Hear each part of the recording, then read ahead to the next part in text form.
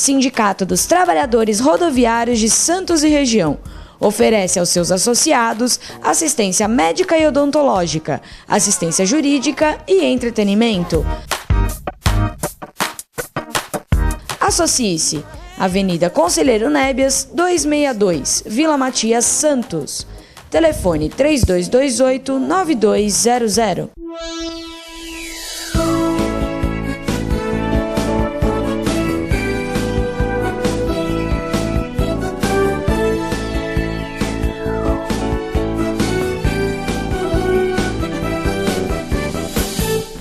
Alô, Baixada Santista, o Ação e Reação chegando pela sua TV Com, canal 11 da NET. Um abraço muito grande aos nossos telespectadores que nos acompanham diariamente, em vários horários, levando as informações de toda a Baixada Santista para você, telespectador. Nesta quinta-feira, eu tenho a presença do Dr. Clemente ao vivo aqui nos nossos estúdios. Nós vamos conversar um pouco sobre os assuntos ligados à saúde. Tem duas matérias, uma eu gostaria muito de comentar, eu acho que nós temos até a foto, o Oscar Smith, que hoje sofre com um câncer no cérebro. Ele deu uma entrevista para um programa do Rafinha Bastos, 8 minutos, e num dos momentos, apesar de não querer falar da doença, o Rafinha não querer comentar da doença, foi falado da doença, e o Smith, o Oscar, mostrou uma máscara que ele utilizou para fazer o tratamento de radioterapia. Essa máscara ela era colocada na cabeça e ele ficava deitado imóvel por um determinado período, recebendo a radioterapia, tratamento para combater o câncer que o Oscar enfrentou. Clemente, eu vi uma entrevista dele na chegada do Papa, e ele estava comentando o tumor que ele teve agora e o tumor que ele teve anteriormente, não é? Ele enfrentou essa dificuldade anos atrás, fez uma cirurgia. Eu tenho uma dúvida, a pessoa não percebe o crescimento de um tumor no cérebro? Ele não acaba comprimindo outros órgãos? Boa tarde, obrigado pela participação. Boa tarde, Augusto, boa tarde a equipe toda, boa tarde ao nosso telespectador. O grande problema do tumor do cérebro bom, primeiro depende do grau que está esse tumor, mas independentemente de ser de baixo grau, a complicação, Augusto, é você chegar até aquele ponto sem lesar células nesse meio do caminho, né, nesse trajeto. Sobretudo se é um tumor profundo, porque se ele é superficial, do tipo de um meningioma, não é o caso dele. O meningioma é um tumor que dá na meninge. A meninge é aquela camada, a capinha que reveste o cérebro. Normalmente você consegue tirar o tumor sem causar um dano. Porque ela está mais para o lado de fora, é isso? Ela está para o lado de fora, superficial. No caso do Oscar, eu não tenho detalhes finos do qual é o tipo de tumor histologicamente falando, mas assim, a grande maioria dos tumores no cérebro são chamados de gliomas. Esses gliomas, eles se dividem em 4 tipos, né? Chamado grau 1, grau 2, grau 3 e o grau 4. O grau 1 é aquele suave, praticamente a pessoa às vezes morre de um outro problema e não morre daquilo. Olha só. O grau 2 já é um pouco mais agressivo, requer um cuidado maior, mas o cara pode ter uma sobrevida ainda relativamente boa. O grau 3, eu acho que é o do Oscar, ou ele está no grau 4. O dele é o 4. É o 4. Então, o grau 3 é chamado anaplástico ou anaplásico. Ele já é um tumor muito agressivo, extremamente agressivo. E o grau 4, que é o chamado glioblastoma multiforme. Esse tumor é extremamente agressivo, muito agressivo. A sobrevida não é muito grande. Se o diagnóstico está correto, a sobrevida é muito pequena, sobretudo se for mexido. Então, por exemplo, o cara operou. Às vezes opera, e é uma reincidência. Opera para tentar minimizar o problema de hipertensão intracraniana e tal. Mais uma vez operado. Em geral fica resíduo, porque é difícil, não é o problema do cirurgião. O cirurgião pode ser mais brilhante. O problema... Mas as células são invisíveis, né, Clemente? São invisíveis, exatamente. Nós até comentamos aqui, você até chamou a atenção, recentemente saiu uma matéria de pesquisadores que estavam desenvolvendo um bisturi que identificaria as células cancerígenas. E você falou, olha, é muito difícil isso acontecer e a dificuldade com que o cirurgião tem para poder fazer essa raspagem ou limpeza das células cancerígenas. Ainda mais no cérebro, onde cada ponto tem um significado. Nossa, né? deve ser... Então é complicado. Então, o dele, se for o glioblastoma multiforme realmente, apesar de toda a expectativa, de toda a esperança, de todo o que está sendo feito em volta, ele tem uma condição de vida boa, muito realmente bom. É um tumor muito ruim. Assim, a perspectiva é mal.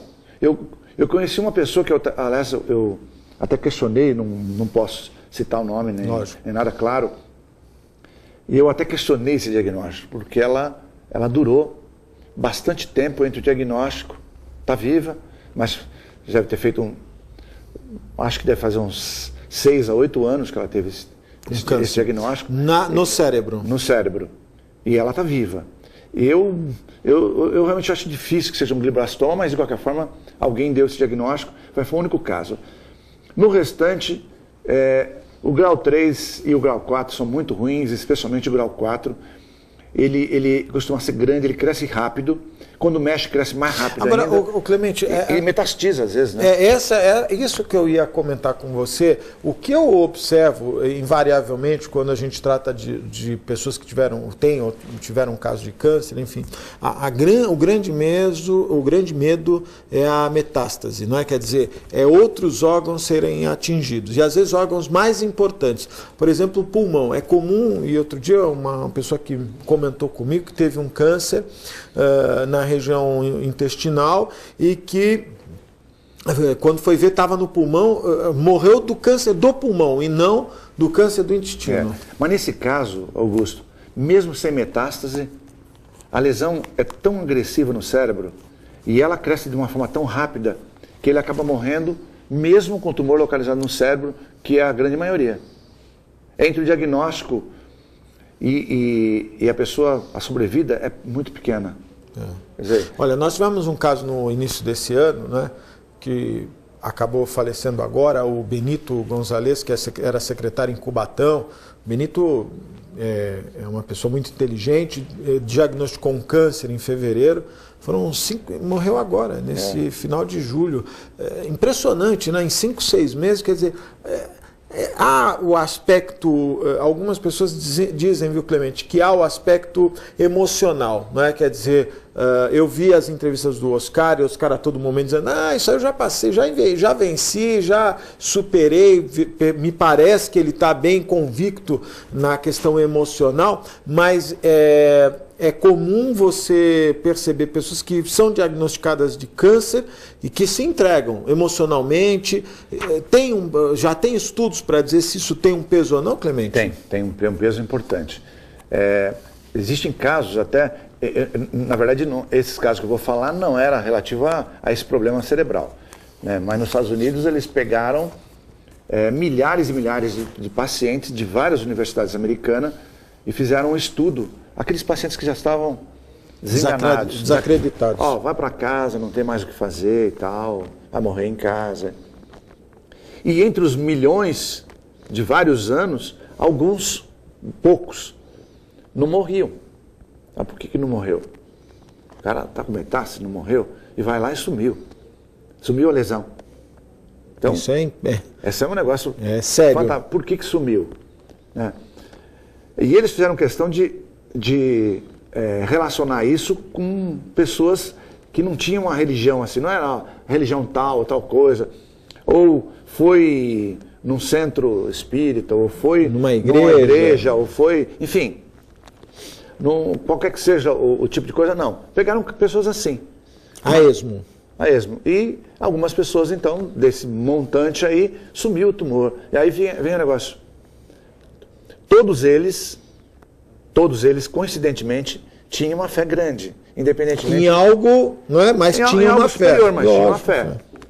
E, então, Existe uma briga de cientista nisso aí, porque alguns acreditam, outros não acreditam. Eu ia dizer isso agora para você. Você que tem uma base científica, né? Quer dizer, o médico tem o aspecto técnico em primeiro lugar, deve até ficar difícil de determinar isso. E tem cara que não acredita, tem cara que acredita. Lógico. O fato é que eles descobriram que uma substância fabricada pelo próprio organismo entrou em ação, aumentando o estímulo no sistema imunológico.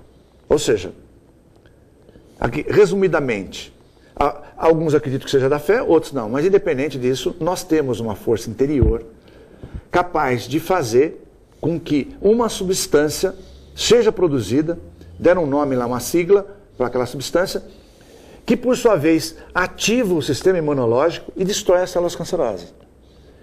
Então, alguma enzima que acaba sendo produzida pelo cérebro, né? Porque o sentimento sai do cérebro ou não? Concorda? Supostamente, né? Mas tudo bem, ela é produzida em algum lugar do corpo de qualquer forma e ela é capaz de estimular o sistema imunológico e destrói as células. Tem o extremo menor, que seria aquele cara que tem a mesma doença do outro, um cura, o outro não cura. Né? Nós tivemos exemplos aí, a gente pode falar porque foi publicamente falado, o caso do Jô Soares mesmo, teve um melanoma. Eu não sabia. Isso há 18, 20 anos atrás, é um dos tumores mais agressivos que existe. E ele superou. E ele está lá inteirão. Eu conheço outras pessoas que também tiveram. Como uma pessoa que foi da minha turma de faculdade, por exemplo, que entre o diagnóstico e a morte durou 2 meses. Era um melanoma. Então, são os extremos. Por que determinadas pessoas conseguem debelar a doença, sendo a mesma doença, e o outro não? O organismo, eu tive um caso recentemente de uma pessoa que teve um câncer, operou, e o médico disse para ela, olha, você só sobreviveu até do pós-operatório porque você é um atleta, você sempre teve atividade física, o teu organismo estava mais firme. Essa diferença daquela... Vamos pegar uma pessoa, porque a idade é um fator determinante, né? Então vamos imaginar que eu pegue assim, o João tem 20 anos, 30 anos, e o José que também tem 30 anos. Nas mesmas condições, nenhum tem pressão alta, nenhum tem diabetes, enfim, características iguais. E num caso como esse, dura mais e o outro se dura menos. Vamos colocar assim de forma, só para as pessoas poderem entender, muito prática, mas nós estamos de vidas, né? Mas para a gente poder entender. O organismo, com certeza, é um fator predominante, quer dizer, o organismo de um reage melhor ou não. Ou seja, a fé. Um acredita que vai superar mais do que o outro. É um dos dois fatores, né? E de qualquer forma, o sistema imunológico está lá. Seja pela fé, seja por Mas é igual. Não há diferenças do teu sistema imunológico do meu, Clemente? Não, com certeza existe. Cientificamente falando. Não, existe. Mas supostamente, vamos ver, 2 pessoas, vamos dizer, jovem, mesma idade, mesma coisa. Ele é igual? Tem cara que vai reagir melhor que o outro. Lógico. Um deles... Se o cara estiver depressivo, por exemplo, ele vai morrer mais rápido. Vai, com certeza. Se o cara tiver aquele cara que tem ânimo, que tem, sabe, sede de viver, ele pode até morrer, mas vai morrer depois. Ele vai ter uma sobrevida maior. Ou seja, acreditem as pessoas ou não, seja pela fé, seja pelo otimismo, isoladamente em relação à fé. Alguma coisa está agindo. Esse cara vai sobreviver mais que o outro. Eu acredito que a fé tenha sim. Se ela não cura, em todos os casos, em alguns casos é possível, em outros casos, pelo menos, ela dá uma sobrevida maior. Né?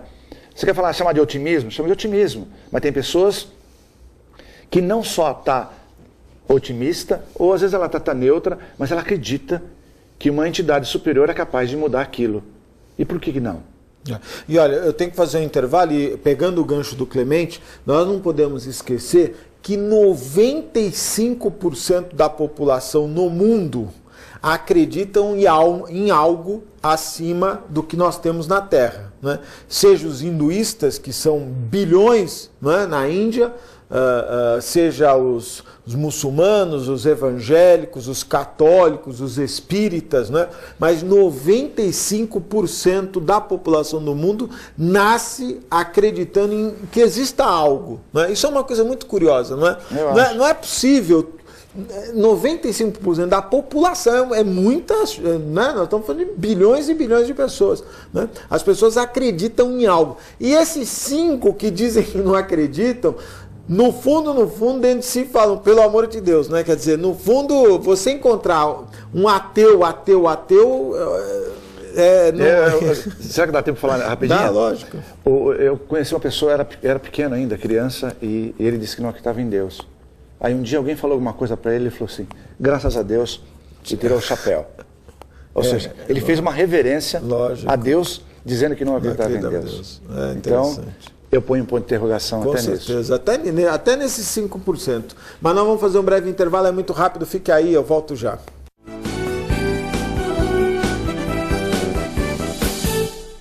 Com experiência e credibilidade no mercado, a Aliança Administradora oferece diversas opções em planos de saúde e odontológico, sempre em condições exclusivas para órgãos e entidades de classe como associações, sindicatos e conselhos. Para ter acesso às centenas de clínicas, hospitais e laboratórios bem pertinho de você, faça um plano de saúde com a Aliança. E isso pode ser mais barato do que você pensa. Com os planos coletivos oferecidos pela Aliança, você poderá escolher entre várias operadoras, optando por aquela que melhor atende às suas necessidades e da sua família. Você poderá fazer a sua adesão a um plano de saúde por telefone ou online. Acesse nosso site, conheça melhor os planos oferecidos pela Aliança e escolha a melhor opção para a sua saúde e para a saúde do seu bolso. Sindicato dos Trabalhadores Municipais de Praia Grande, há mais de 20 anos levando aos seus associados planos de saúde e convênios, assistência odontológica e jurídica, curso de capacitação e outros benefícios, dando aos servidores melhores condições de trabalho e qualidade de vida. Para mais informações, acesse o site www.sindicatopraiagrande.org.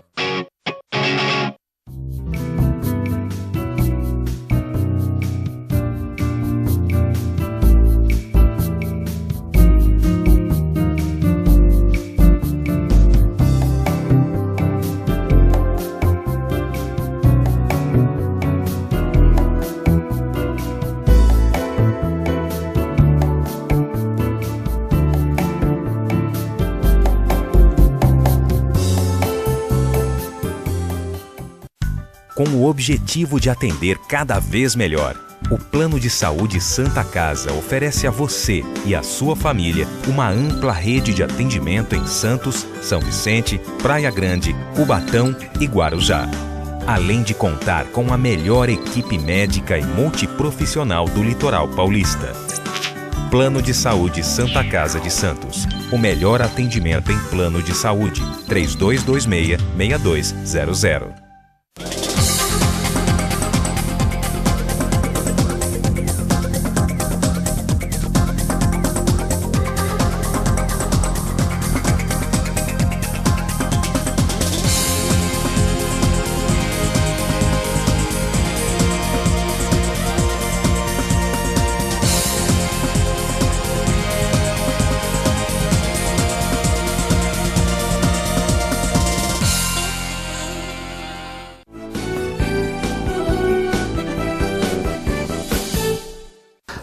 Mandar um abraço especial, meus amigos da Ozan, grande Fábio Garibe. Você quer conhecer os benefícios da Ozan? 32288000 ou acesse o site www.ozan.com.br.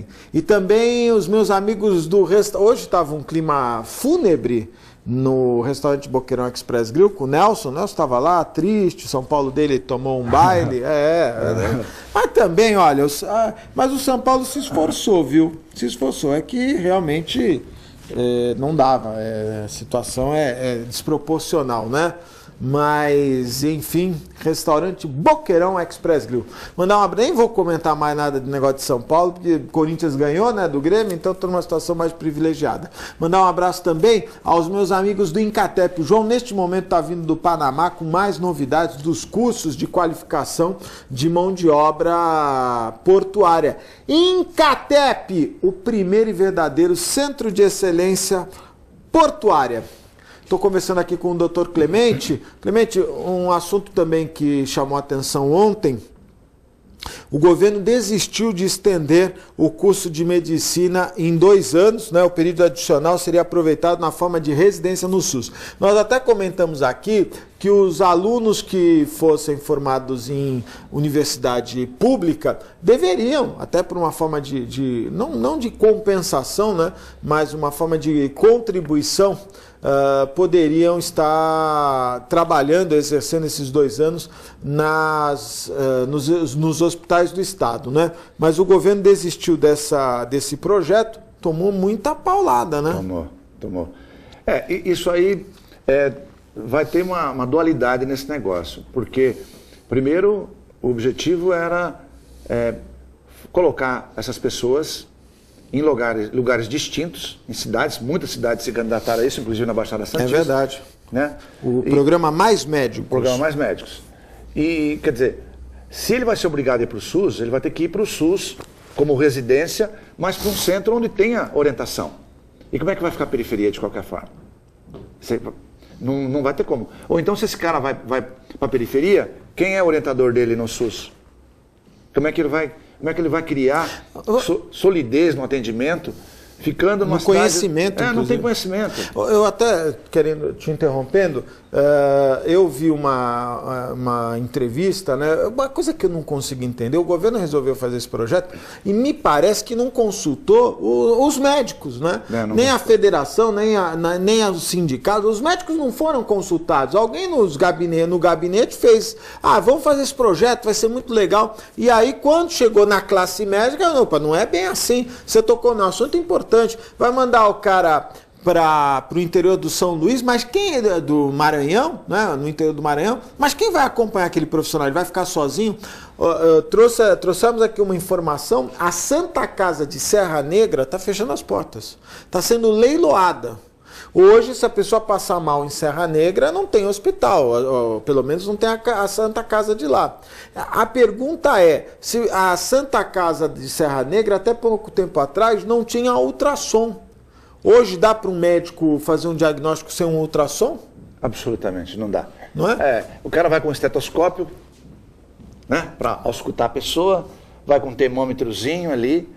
Não dá, você não consegue fazer diagnóstico. Ultrassom, um raio-x básico em ultrassom é fundamental para qualquer coisa. Não estou nem falando de aparelho sofisticado.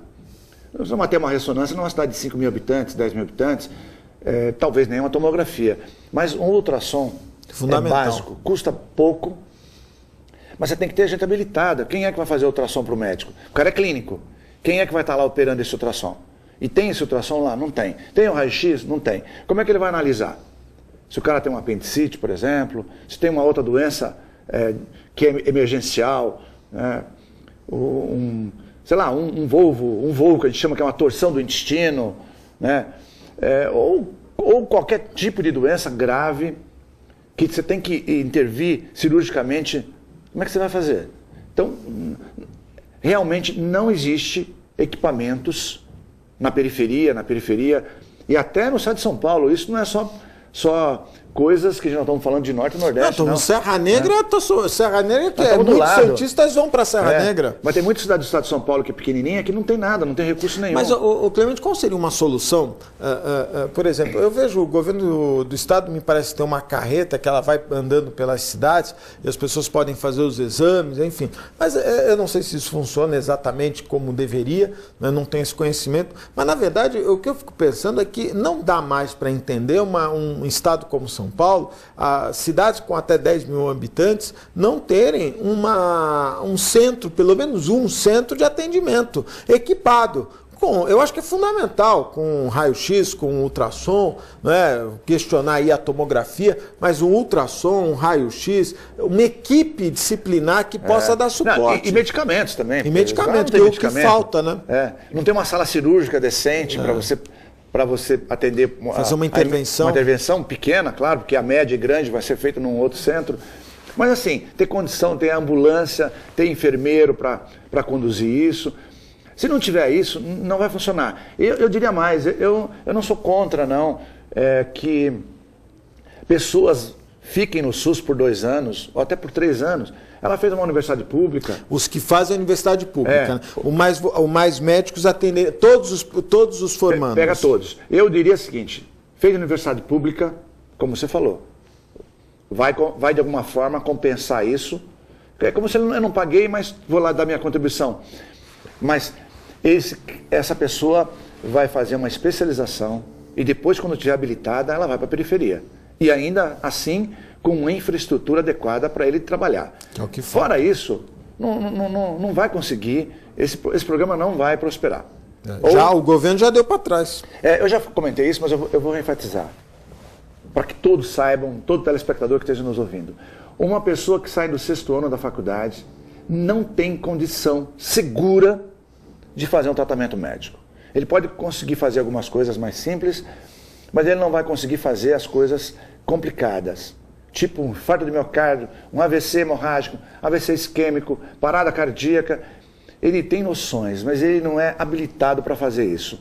Mesmo um residente terminando 3 ou 4 anos, ele ainda tem suas carências.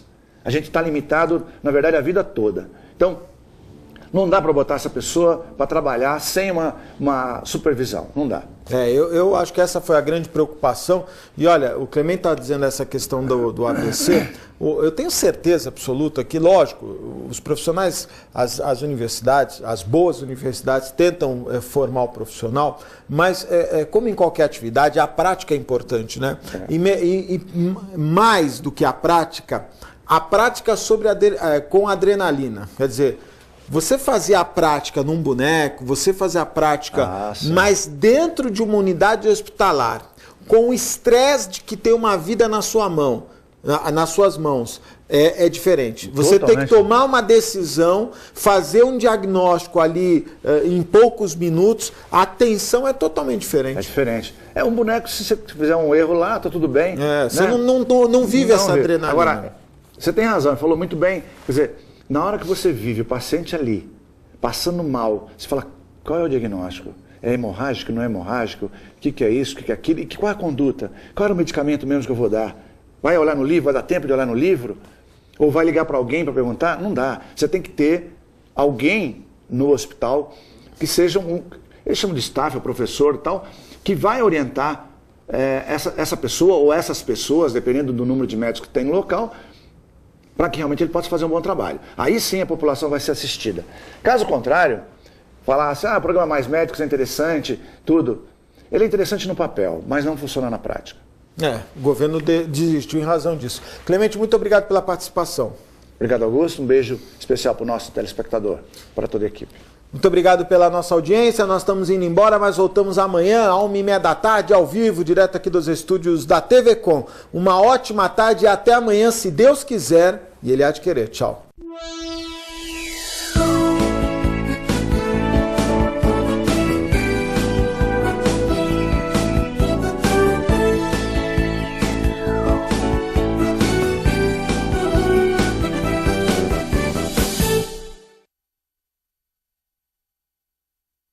Santos é uma cidade linda para morar e ótima para investir. Por isso, aproveite os lançamentos do Grupo Mendes. Ville de France, na Aparecida. Vista livre para o mar e para a sua felicidade. 2 e 4 suítes. Lazer completo. Terrazas Residence, na Ponta da Praia. O projeto perfeito no bairro ideal. 2 e 3 suítes e um lazer surpreendente. Lançamentos Grupo Mendes. Sua melhor escolha para morar e investir.